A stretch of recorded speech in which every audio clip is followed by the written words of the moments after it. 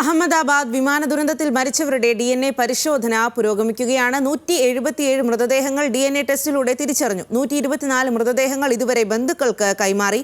പത്തനംതിട്ട പുല്ലാട് സ്വദേശി രഞ്ജിതയുടെ അടക്കം 12 പേരുടെ മൃതദേഹങ്ങൾ ഇനിയും തിരിച്ചറിയാനുണ്ട്.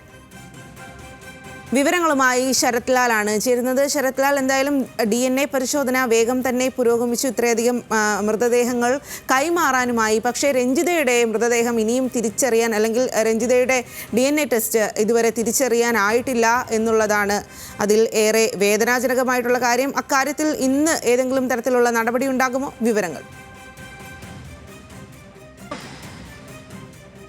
Good morning Saadi. ഏതായാലും ഇന്ന് ഇക്കാര്യത്തിൽ തീരുമാനമുണ്ടാകുമെന്ന് തന്നെയാണ് ആശുപത്രി അധികൃതർ പറയുന്നത്. ഏതായാലും ഇന്ന് ഉച്ചയ്ക്ക് മുമ്പ് തന്നെ DNA പരിശോധന വന്നേക്കാം. ഇനി വളരെ 12 DNA പരിശോധനാ ഫലങ്ങൾ മാത്രമേ ഇനി വരാനുള്ളൂ. അതുകൊണ്ട് തന്നെ ഇത് സംബന്ധിച്ച വിവരം, ഈ DNA മാച്ചിങ് ഇന്ന് ലഭിക്കുമെന്ന് തന്നെയാണ് നമുക്ക് വ്യക്തമായുള്ള വിവരം ലഭിച്ചിരിക്കുന്നത്.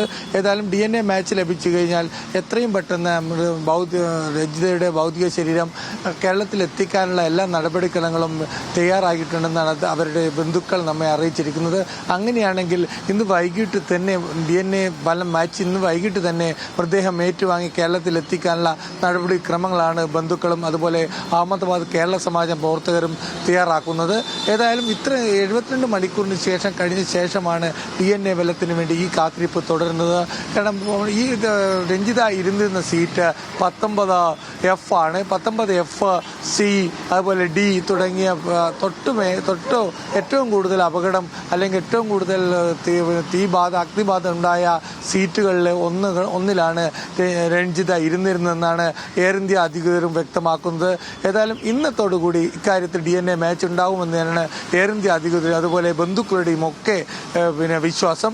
അതുകൊണ്ട് തന്നെ അതിനുവേണ്ടിയുള്ളൊരു കാത്തിരിപ്പാണ്. ഇന്ന് ഉച്ചയോടുകൂടി DNA ഫലം പുറത്തു വരും എന്ന് തന്നെയാണ് ആശുപത്രി അധികൃതരും പറയുന്നത്.